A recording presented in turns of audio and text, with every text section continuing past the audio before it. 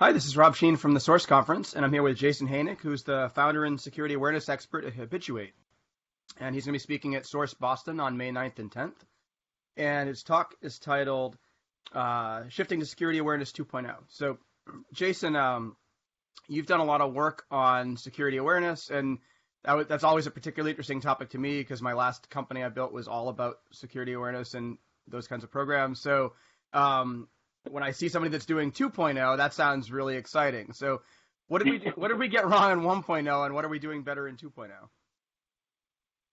Well, Rob, that's a great question, and thanks for having me on. I'm really excited to be out there in May. I think I think from my viewpoint, what we get wrong in 1.0 is I think just the approach that the end user is stupid or is an idiot, and that they're always just going, no matter what we do, it's always going to be their fault. And in the time that I spent managing and building programs for in my past, that's not really what I was seeing in the field, right? And so I think for me, it's kind of the technical approach and being familiar with what works on paper, right, and what works in theory, and then actually trying to put that into play in the field and seeing that what research and studies show in a lab on how we learn it goes out the door once we're at work and we have all these other distractions and things like that. And so I think that's what I think we get wrong in 1.0. And for me, 2.0 is really focusing on the user experience themselves and creating interesting content and things like that. So how do we differ the content? Because I know, the traditional content was, original. It was basically slides with some notes at the bottom. And then we kind of shifted to more animated things and, a little bit more interactive things. But how do we tailor it to what the users actually need and how they learn? Yeah, so you're right. I think for a long time what we saw or what we were seeing or using was maybe a PowerPoint presentation of some point, and I think we can all react viscerally to even the term PowerPoint presentation, right? Like it doesn't really promote a lot of engagement and excitement. And then we moved into this space for a few years where there was some vendors in the space that were creating LMS platforms, right? Training platforms so that we can actually deliver the training. And that was more serving the purpose of delivering the training and tracking the metrics. And I think it was a necessary step in the evolution of security awareness and training. But what we weren't focusing on at all was the engagement of it. And I think we actually got to a point where engagement became confusing. And by that, I mean, there was a 2 or 3 year period where a lot of the training platforms would boast that, oh, we force engagement, like they're required to interact with our training modules, right? And I sat on the other side of those trainings. There was a lot of those trainings that when I was I built a program for the Walt Disney Company, and when I'm trying to assign training to 140,000 users that are creating the Marvel Galaxy for Guardians of the Galaxy and Frozen and engineering the theme parks, not that they're any more discerning users than the average user, but I didn't even want to put a lot of that training in front of them. And it was because I found myself, when I was just reviewing the training, multitasking and not really paying attention, right? And forcing me to click on something on the screen or forcing me to click to learn more. I get it. On paper, it makes sense, right? But at work, I'm just trying to get my work done. And I've got 100 tasks I have to do today, and you're forcing me to sit through this hour-long training, and it just didn't work. I didn't see it. I didn't want to sit through it. I know my users didn't. So that's when I started exploring a little more with, well, what kind of content does engage my users more, right? And, you move into things like at Disney was where I really started doing the original iteration of the Habituate videos, but just using funny videos, right? It was really awesome because at Disney I was at a movie studio, and so I had these resources, and they're like, I was pitching these ideas to my senior leadership, and they're like, okay, well, what do you want to do? And I'm like, I just want to try some funny videos. I just want to try some infographics. I want to host events. I want to do something outside of just staring at an LMS training. screen. So, alongside funny videos or whatever, we did some really cool live hacking demonstrations for like live audiences, and we brought the FBI in to speak on, common risks and kind of flipping it to a more personal approach to how they can protect themselves and their family, and hope and assume that they'll bring those behaviors into work with them. Mm-hmm. Awesome. Yeah, no, I definitely, when you were talking about the click to interact type of training, is like, I have to apologize because I'm part of that problem, because that was definitely one of the things we were innovating on at the time, because that was the necessary next step, because where we were coming from was basically spoken PowerPoint, and it was god awful, and at least the interaction was getting them to kind of do a little bit more, and but I always found it interesting, because I had, at that point when I started the training company, I had already been teaching for a while, and I'd kind of figured out my in-person formula for how to get an entire room full of people to follow along and be like, yeah, the security thing is great. So I thought, like, yeah, I got this, man. This is easy. And then I tried to convert that and translate that exact basic script into an e-learning module. It's really hard. It's really challenging to get that same level of connection that you would get in an audience. So what I kind of learned from that is you just need a different approach. Yeah, and you're right. And like, I absolutely think that we needed to go through that period of that interaction focused, interactive module focused trainings to allow us to kind of grow further, because we have to learn that stuff, right? And you're right. And you just mentioned what is like the core of my approach when I do security awareness, any type of a security awareness training or presentation or program, is when I'm in front of 15 to 100 users and I'm delivering a training, it's a much different experience, right? It's like the difference between a band that you go see that's really great live, and then you try and capture that in the studio, and there's always like an element missing, right? You're like, what is that? And I think that's kind of where we're at right now, is trying to capture that live sound in the studio. And so I kind of started taking the approach, and I think that moving to 2.0, to kind of circle back, is like thinking differently on how we're building these things from the very beginning. So if we're saying, okay, we need to send something as simple as a mass communication out on this phishing risk that's out there right now, the latest phishing attempt, right? Thinking how that's going to land in your coworkers' inboxes, and like what they'll be doing at that moment when they read it. And maybe if you decide you need to do that communication, which I have lots of opinions on that as well. But if you decide that you need to do that, like not putting 5 paragraphs worth of detailed information that they're just not going to read. Give it to them so they can read it in 10 seconds and show them value and get out the door, right? Right.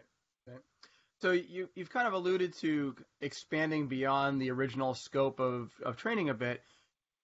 So one of the things we used to recommend is that you don't just do this, one and done training course once a year, and then they never see anything else again. You try to make it part of an overall program. Like, how do you see some of this stuff kind of building out into more of a program and programmatic approach rather than just the one and done type things?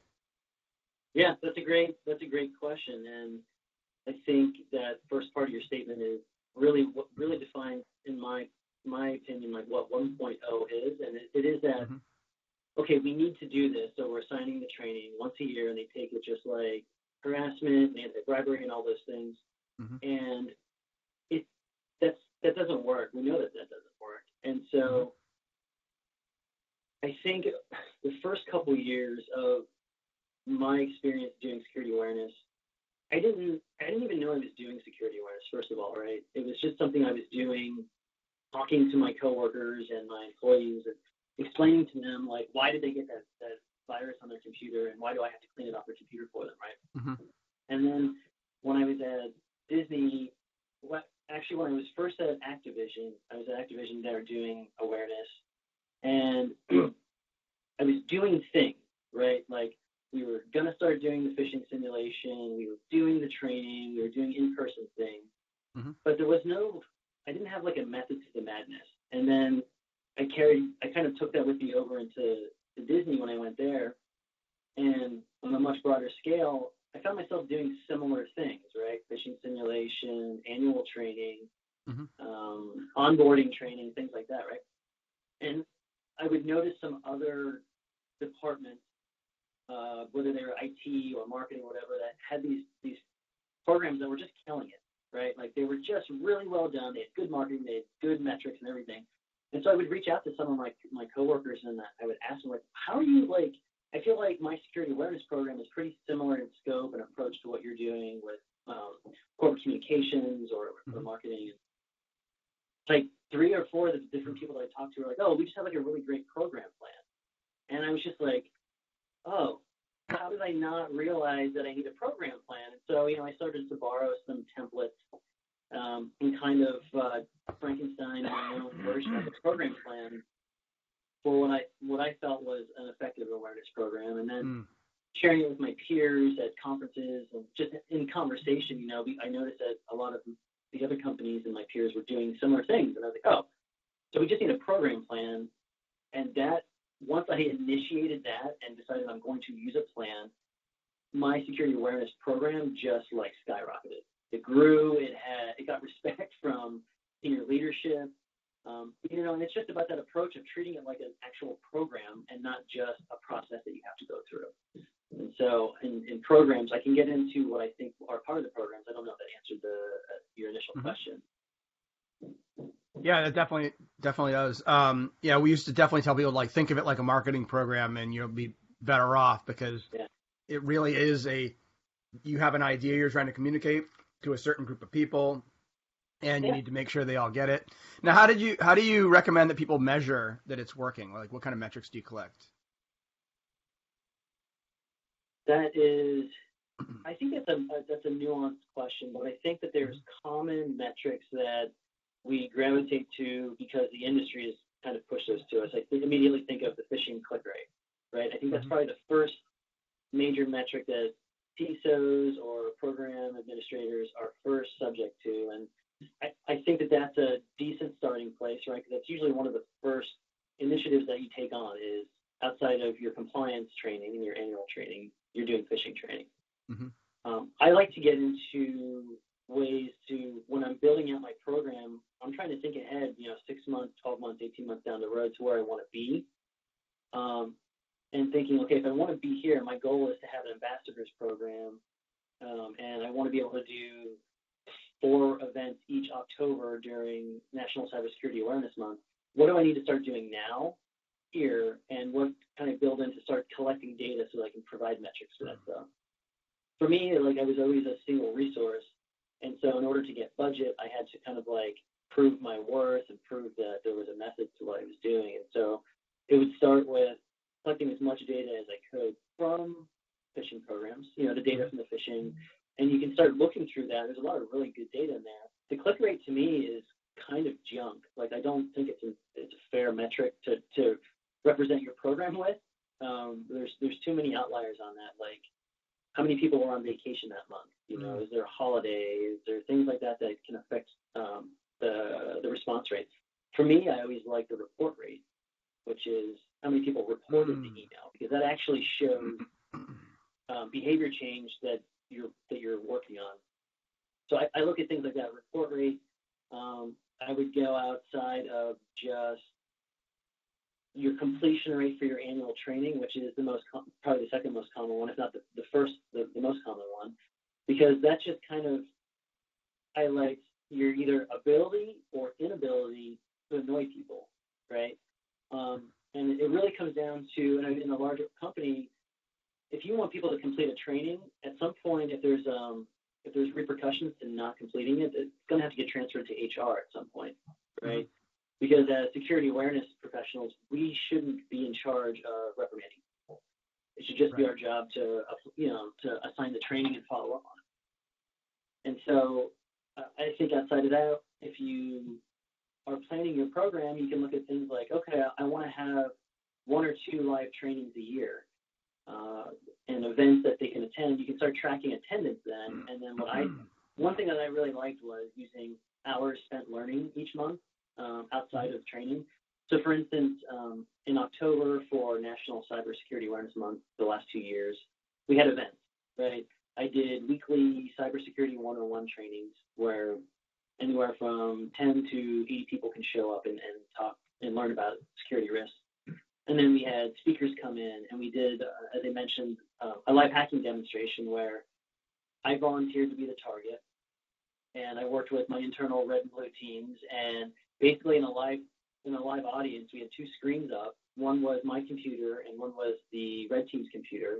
You know, this computer is like the Mr. Robot screen where they're seeing all like the Kali Linux commands going on. And all they did was really go through my social media accounts, find some information that's readily available about me just from Googling, and then they send me an email, and I click on it for the sake of the demo. And this is in front of like 100 people where they literally see me clicking on the link, and then my webcam is being broadcast on the Mr. Robot screen that they've taken over my webcam. And you can like hear people's minds being blown. Everyone's just going, oh! And it was like, it's a 10-minute demo, right? Right. And you do things like that, and then you can say, okay, well, 100 people attended, and it was an hour-long presentation. So there's 100 hours spent learning that month, you know, voluntarily. Right. And that gives you like a good baseline to start from. Okay, well, next year maybe we want to get 200 hours, and maybe we want to get 500 hours because we're doing more events. Yeah. So for me, the strength of your security awareness program is determined by your ability to engage people. And so how do you do that, and how do you show that? For me, it's attendance, it's surveys, it's you know, things like that. Yeah, that's great. Those are great examples. I've always found live demos of a real hack or a simulated hack that could, you know, is realistic more accurately. Yeah. It really gets people's attention in a way that almost nothing else does. They're like, oh, that was easy. That wasn't hard. Because in their minds, they think it's like hacking is this like hard, super technical, difficult thing that, you know, you got to be a rocket scientist to do. And it turns out that a lot of the things people do on a regular basis aren't really that hard at all. They're just, you know, they're pretty straightforward. And it hasn't occurred to them to think about it, you know? Yeah, and it's great. Like when they see me, you know, if they're representing myself as the InfoSec person that they can talk to, and I was easily hacked in 10 minutes, right? You know, I'm saying like, look, I'm pretty good with my information. Like most of my accounts are private, all these things. Like imagine how easy it is for you. And everyone's like, so we did surveys on the, you know, exiting that, and like 85% of those that attended said that they were going to change their Facebook profile and Instagrams to private. And they were going to review what information they had on LinkedIn. And like, that's a win. That's a huge win right there. And they're going to tell their friends, they're going to talk to their spouses or their families and stuff like that. And that's the type of engagement that you really, you know, you can't buy. Like that's an in-person, that's a unique experience for that. Yep. Awesome. Oh, I feel like we could talk about this all day. Given both of our backgrounds. So, when I asked you to do the talk, I had mentioned that we were going to do this as our new Snap Talk format. So you're one of our inaugural speakers to do our 18-minute format, which is kind of, you know, TED-style talk. So you actually had an interesting response. You're like, oh, I actually prefer those kinds of talks. So why is that? Like, why do you prefer the shorter talks versus the longer ones? Oh, I mean, I'm a TED Talk fan because it's the user experience. Really, right? Like, if I'm sitting in the audience, I want to be told a story. As humans, we want to be told stories. And to me, that's what a TED Talk does well, is it's an 18-minute journey through a couple different stories that provide feedback and knowledge and interesting, like, pieces of, I like to call it social currency, right? Like, things that are just interesting. And if you're listening to someone who isn't reading off cue cards or isn't reading off of a PowerPoint deck and it's engaging you with a story, like that's so powerful. And I enjoy that. I enjoy doing that. I enjoy kind of violating expectations on like, if they're sitting there thinking like, okay, this is going to go through like 35 slides and I'm going to do this. I'm going to start out with a story of some type, and you know, you're going to be like, wait, what? How did we even get here? And how did you weave that information into that story? Like that's so fun. So it's a challenge. I'm excited. Being one of the inaugural ones, we'll see. I hear I'm following up the opening one, which talks about why most. What's the title of it? I believe it's why most presentations suck. Yeah.